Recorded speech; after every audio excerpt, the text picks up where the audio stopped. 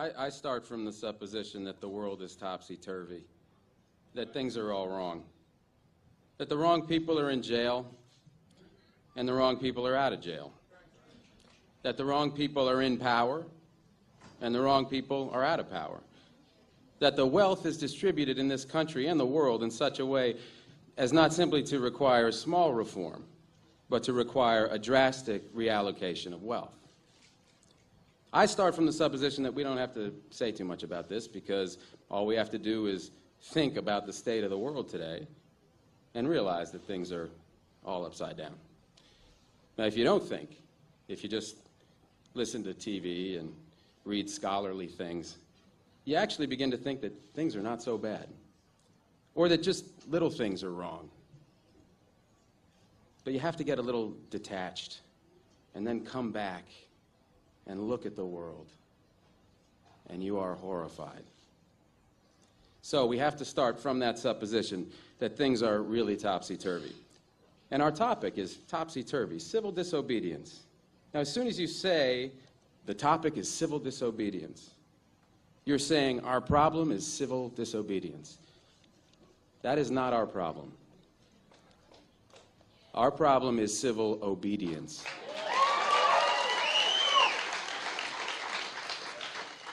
Our problem is the numbers of people all over the world who have obeyed the dictates of the leaders of their government and have gone to war. And millions have been killed because of this obedience. We recognize this for Nazi Germany. We know that the problem there was obedience, that the people obeyed Hitler. People obeyed. That was wrong. They should have challenged, and they should have resisted. And if we were only there, we would have showed them. Even in Stalin's Russia, we can understand that. People are obedient. All these herd-like people. Remember those bad old days when people were exploited by feudalism? Everything was terrible in the Middle Ages. But now we have Western civilization, the rule of law.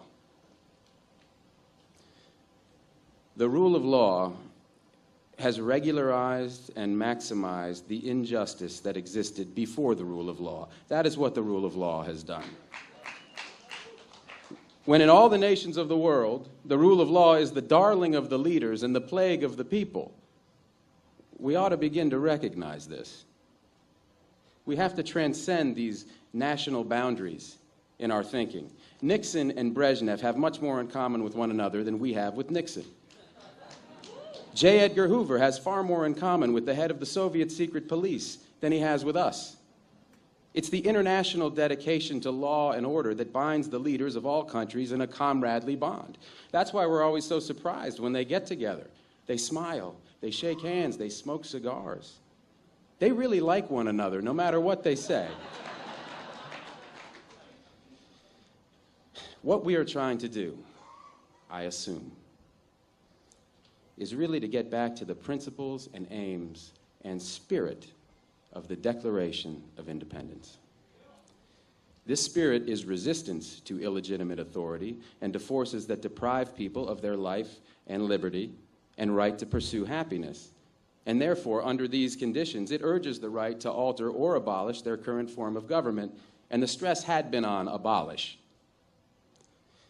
But to establish the principles of the Declaration of Independence, we're going to need to go outside the law, to stop obeying the laws that demand killing or that allocate wealth the way it's been done, or that put people in jail for petty technical offenses and keep other people out of jail for enormous crimes.